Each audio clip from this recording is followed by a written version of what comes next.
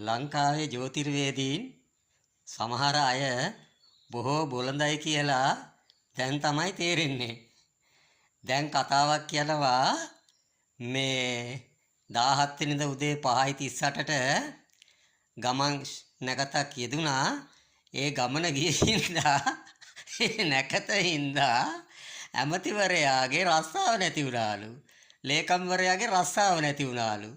මේ ලංකාවේ හිටපු නැති කට්ටිය තමයි ওই වගේ ප්‍රකාශ කරන්නේ. මොකද පහුගිය දවස්වල යම් ප්‍රශ්නයක් අරබයා ඒ ඇමතිතුමාට ආවා විශ්වාස භංගයකුත්. එතකොට මේ විශ්වාස භංගෙත් තමයි මේ නැකත් හිතන්නේ. ඊට පස්සේ මේ නැකත් මේ යොදාගත්ත හින්දා රස්සාව නැතුවලු. මං අහන්නේ මේ විශ්වාස භංග ඇවිල්ලා ජනාධිපති කොමිසම පත් කරලා තිබිලා ඊට පස්සේ ඒ පරීක්ෂණ කටයුතු හරියට කරන්නට ඕන නිසා බලපෑමක් නැමැතිව කරන්න ඕනට නිසා ඒ ඇමතිතුමා ඒ ලේකම්වරයා ඉල්ලලා ලස්සනතාවකාලිකව පරීක්ෂණ කටයුතු අවසන් වෙනකන් කාගේ රස්සාව නැති වෙලා තියෙන්නේ අනුව. ඒ නිසා මේ බොළඳ කතාවල් වලින් මේ ජනතාව රවට්ටන්නට බෑ කියන එක දැන්වත් ජ්‍යොතිර්වේදීන් ඉගෙන ගන්න එක හොඳයි. ඔය දවසේ සර්වාර්ථ සිද්ධි කියන ප්‍රබල යෝගයක් පවා යෙදිච්ච දවසක්. ඉතින් ඒකේ බලයට තමයි මං හිතන්නේ මේ වගේ සාධාරණ තීරණයක් අරගෙන ලංකාවේ මීට ඉස්සර ජනාධිපති කොමිෂන් පැවැත්වුවානේ. එක එක දේවල් වලට එක එක ප්‍රශ්න වලට ජනාධිපති කොමිෂන් තිබ්බා. විවිධ කොමිෂන් පැවැත්වුවා. ඇමතිවරු හිටියා, මන්ත්‍රීවරු හිටියා. කොයි එක්කෙනාද ඉල්ලලා අසුනේ తాවකාලිකවක්වත් ඒකෙන් ඒක හරියට පරීක්ෂණ කටයුතු කරන්න මම යන්නම් කියලා ගියේ తాවකාලිකව. ගියේ නෑ. එහෙනම් ඔන්න ඒක පෙත්ත පෙරලෙනවා. එහෙනම් මේ නැකත් දවසේ තියෙන සුබඵලදායී తত্ত্বය, මේ ධනවේගාත්මක తত্ত্বය පාය ජනතාවක සුඛිතමුත කරන්නට කටයුතු කරන කෙනෙක් හැටියට අපි කල්පනා කරන්න අවශ්‍ය වෙන්නේ. ජනතාවට සෙතක් සාන්තියක් වෙන්න කොයි ආකාරයෙන් හරි නැකතෙන් හරි ක්‍රමවේදයෙන් හරි ක්‍රියාවලියෙන් හරි ප්‍රාර්ථනාවෙන් හරි බලාපොරොත්තු වෙන්න ඕන පොදු ජනතාව සුඛිත මුදිත වෙන්නට. දැන් මේ ලංකාවේ අද ඉන්න ජ්‍යොතිර්වේදීන් බලන් ඉන්නේ පොදු ජනතාව සුඛිත මුදිත කරන්නට නෙමෙයි. මොකක් හරි විපතක් වෙනවද? ඒ විපතෙන් ජනතාව පීඩාවටපත් වෙනවද? මෙහෙම කියලා සතුටු වෙන්න. පුදුමාකාර මානසිකත්වයක් තියෙන ලංකාවේ සමහර ජ්‍යොතිර්වේදීන් තමයි ඉන්නේ කියලා හිතන එකයි ජනතාව කල්පනා කරලා බලන්නේ. ඕවෙන් මේ සංස්කෘතික අමාත්‍යංශයට නීත්‍යානුකූල වශයෙන් මේ වර්ෂයේදී ඒ නැකත් පිළිබඳව මැදිහත් උනේ ශ්‍රී ලංකාව පුරා විසිරී පැතිරී සිටින්නා වූ විද්‍යා ජ්‍යොතිර්වේදීන්ගේ නැකත් කමිටුවේ සමාජිකයන් 5 දෙනෙක් විතරයි. ඔතන තව මහා විශාල පිරිසක් ඉන්නවා ওই නැකත් හදන්නේ මේ බල්ලා කටයුතු කරන්නට. ඒ නිසා ඔය තත්කාලය විතරක් අල්ලගෙන ඔය නැකත් වෙලාව විතරක් අල්ලගෙන කටයුතු කරලා හරියන්නේ නැහැ.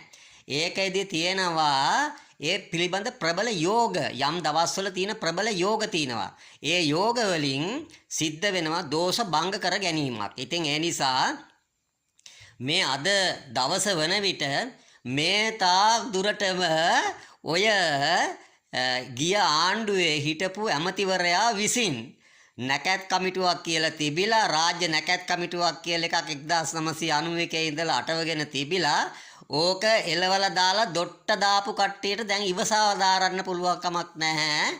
මේ වාගේ සුබ නැකත් හැදීගෙන දැන් යනකොට. ඒ නිසා මේ නැකත නිසා මෙහෙම මේ ලිපගෙනවීමක් ඇත්තෙත් නැහැ. මේ ලංකාවේ එහෙම තිබුණෙත් නැහැ. 1863 දී තමයි එතෙක් පැවතුණා වූ ක්‍රමවේදය කඩාකප්පල් කරලා දාලා මේ මාරක විපත්ති අවස්ථාවක් තුලදී නැකත් ගන්නත් හදාගෙන තියෙන්නේ. ඊට ඉස්සෙල්ලා ලංකාව ලස්සනට ක්‍රමවත්ව ඍෂි භාෂිතයට අදාළව වසර 1000 ගණනක් තිස්සේ පැවතගෙනත් ආවා. ඉතින් අර ලිච්ඡවි රජදරුවෝන්ගේ කාලේ තියෙනවා පනවලා නැති නීති පනවන්නේ නැහැ. පනවලා තියෙන නීති රීති පැවතුම් පවත්වාගෙන යනවා කියලා. ඔන්න කඩාපු තැන ඔන්න ඕක මේ ජ්‍යොතිර්වේදීන් එකතු වෙලා 1863 දී ඒ ආපු ක්‍රමවේදය කඩාපු තැන ඒක අදටත් බලපානවා. ඒ නිසා මෙන්න මේවා ගැනයි හිතන්න ඕන. ඊළඟට මේ සංක්‍රාන්ති මොහොත උදේ වරුවේ හවස් වරුවේ රාත්‍රියේ එහෙම පැවතෙන කාල සීමාවල් තියෙනවා. ඒ වෙලාවල් වලට අදාළව ඒ සංක්‍රාන්තිය සිද්ධ වෙන මොහොතට අදාළව ඍෂි භාසිතයේ සඳහන් වෙන්නේ මෙන්න මේ ලග්න ආදී දේවල් පැවතෙනවා. මෙන්න මේ විදිහේ ක්‍රමවේද ක්‍රියාත්මක වෙනවා. ඒ අවස්ථාවේදී මෙන්න මේ ප්‍රතිඵල දෙනවා කියලා. එහෙම නැතුව මේ අපේ මේ ගමන් නැකතවක්වත් අපි කරන ක්‍රියාකාරකමක් නිසාවක්වත් මෙහෙම සිද්ධියක් සිද්ධ වෙන්නේ නැහැ. මේ බොළඳ ජ්‍යොතිර්වේදීන් මේවා දන්නේ නැති ජ්‍යොතිර්වේදීන්, ඒ වගේම ඔය යෝග පිළිබඳව දන්නේ නැති ජ්‍යොතිර්වේදීන්, ඒ වගේම ඔය සංක්‍රාන්තිය ඇතුලෙන් පිටත නැකත් හදලා රටට සාන්තියක් ගෙන දෙන්න ඕනෑ කියන අදිෂ්ඨානය නැති ජ්‍යොතිර්වේදීන් තමන් ඉන්න තැනම එල්බගෙන මං කරන එක හරිමයි කියලා කියාගෙන ඉන්න මිනිස්සු තමයි මේ වගේ 18 සූත්‍ර දාන්නේ. ඒ නිසා කරුණාකරලා අපි කියනවා ජනතාව කුණු කූඩට වැටෙලා නැහැ මේ වාගේ බොළඳ ප්‍රකාශ අහන්නට මේ වෙනකොට. ජනතාව බුද්ධිමත්. ජනතාව ඕව අහුවහම hina වෙනවා, ජ්‍යොතිර්වේදීන්ට hina වෙනවා. මේ වගේ ජ්‍යොතිර්වේදීන්ගෙන්ද අපි කටයුතු කරන්න කියලා. ඒ නිසා ඒ தත්ත්වයට, ඒ බාල්දු தත්ත්වයටපත් වෙන්න එපා කියලා අපි මේ ජ්‍යොතිර්වේදීන්ගෙන් ඉල්ල හිටිනවා. ඒ වගේම රටේ සාමාන්‍ය ජනතාවවත් දන්නේ නැති දේවල්, දන්න දේවල් මේ අය දන්නේ නැහැ කියන එකයි මේන් පේන්නේ. මෙතන තියෙන්නේම මොකද්ද?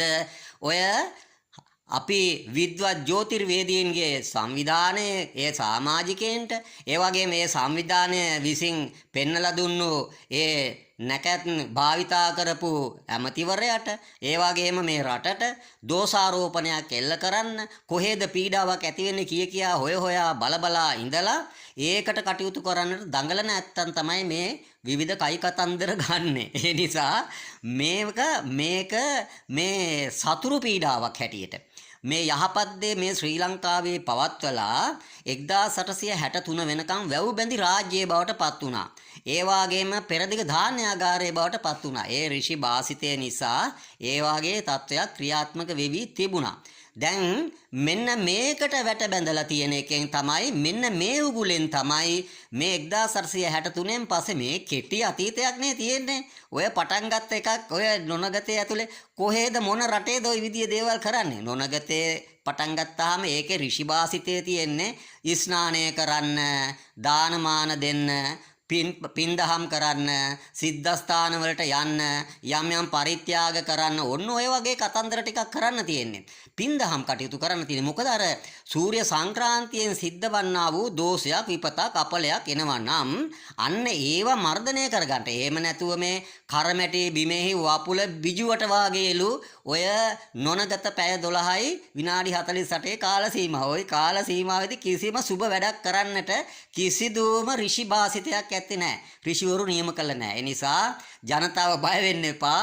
මේ වාගේ පුහු කතන්දර ජනතාවගේ මොලේට දාලා මොලේ කචල් කරන්නට හදන වැඩක්. ඒ වගේම අපේ නැකත් කමිටුව බාල්දු කරන්නට, ඇමතිවරයා ඒවා පිළිගත් ඇමතිවරයා බාල්දු කරන්නට මේ කටයුතු කරන සතුරු ක්‍රියාකාරකමක්. කොහොම තමයි හරි දේ කරන්න යනකොට සතුරු එනවා. ඉතින් ඒ සතුරන්ගෙන් බේරිලා තමයි ඔය දිව බේරෙනවා වගේ දත් 32 අතරේ බේරිලා තමයි මේ හොඳ දේ රටේ ජනතාවට දෙන්න වෙන්නේ. ඒ නිසා අපි කියනවා රටේ ජනතාවට ඔබ බුද්ධිමත් වෙන්න. ඔබ මේ පිළිබඳව හොඳින් හොයා බලන්න, කරුණු කාරණා හොයා බලලා ඇත්ත පිළිගන්න, සත්‍ය දෙයට යන්න. ඔබ හැමට තෙරුවන් සරණයි. මේ ලැබුවා වූ නව වර්ෂය ඉදිරි වර්ෂය දක්වාම සුබම සුබ අලුත් අවුරුද්දක් බවට පත්වෙත්වා කියලත් අපි අදිෂ්ඨාන කරනු ලබනවා.